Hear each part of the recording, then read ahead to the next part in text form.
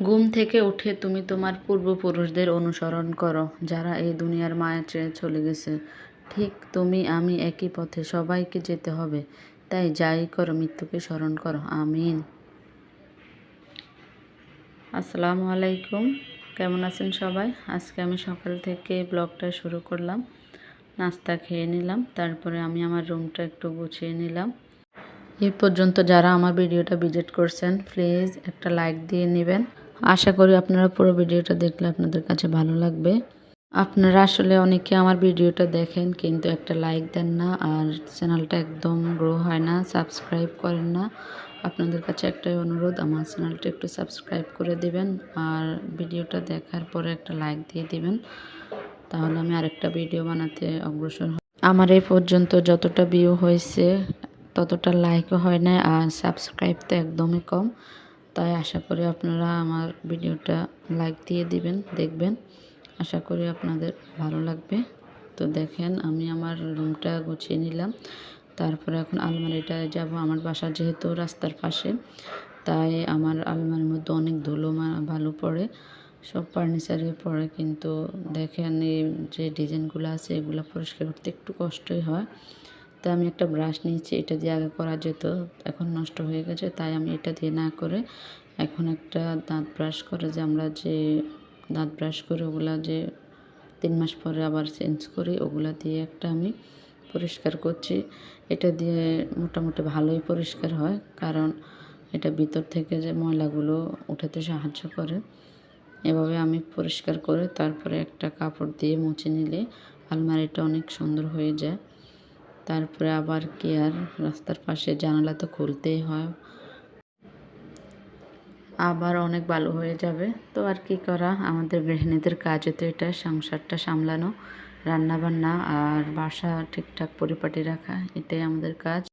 আর বাচ্চাদের খেয়াল রাখা, কোন বাচ্চার কখন কী লাগে, তারপরে আর কি আমাদের এটাই কাজ। এখন আমি আমার আলমারির সাথে ওয়ার্ডরোবটাকে একটু মুছে নিলাম। ওয়ার্ডরোব এটা ছিল আরেক কালার, কিন্তু আমি আলমারির সাথে একটু মিল রাখার জন্য রং করে নিয়েছি। কেমন হয়েছে জানাবেন। আসলে আমার ছেলে মার্কার কলম দিয়ে এটাতে রং করে ফেলেছে, তাই এখন দেখতে আর ভালো লাগে না। তার কারণে আমি ভাবছি এই আলমারিটার সাথে একটু মিল রেখে এই পাশটা একটু রং করে নিই। তো আপনারা কেমন হয়েছে জানাবেন। তো চলেন আপনাদেরকে দেখাই কঠিন দাগ কীভাবে অনেক তাড়াতাড়ি সহজেই দূর করা যায়। আমার ফ্লোরে অনেক রং আছে, অনেক আগের রং।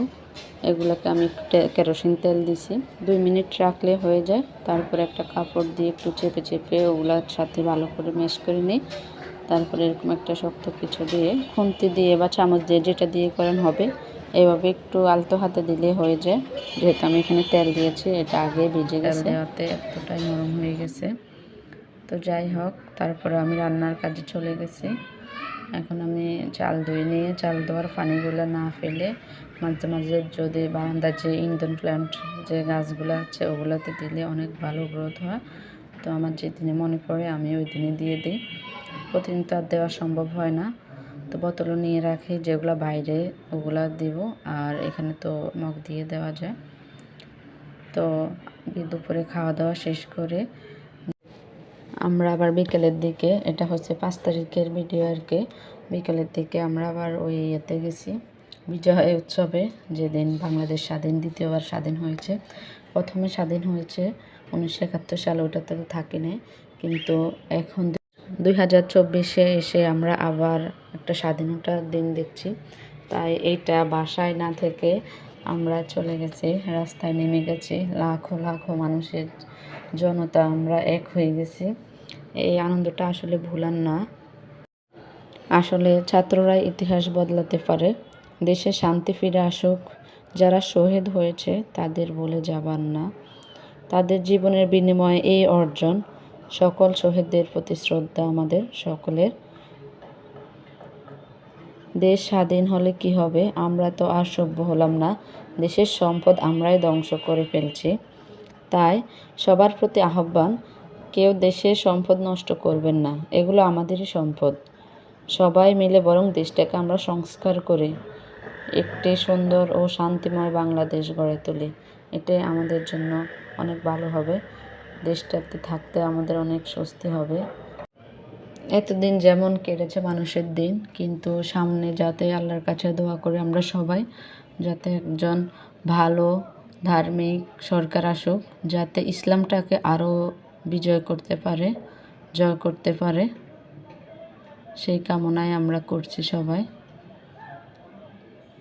কারণ একটা সরকারের পরে একটা দেশকে সুরক্ষিত রাখতে পর্দা, আমাদের দেশ থেকে তো পর্দা অনেকটাই উঠে গেছে, কিন্তু একটা সরকার এসে যদি বলে না কলেজে যাওয়ার সময় বোরকা পরতে হবে, বাসা থেকে বের হওয়ার সময় বোরকা পরতে হবে নির্ধারণ করে, তাহলে এটা একদম নির্ধারিত হয়ে যাবে, সকলেই পরবে, পর্দাটা আরও একটু মজবুত হবে।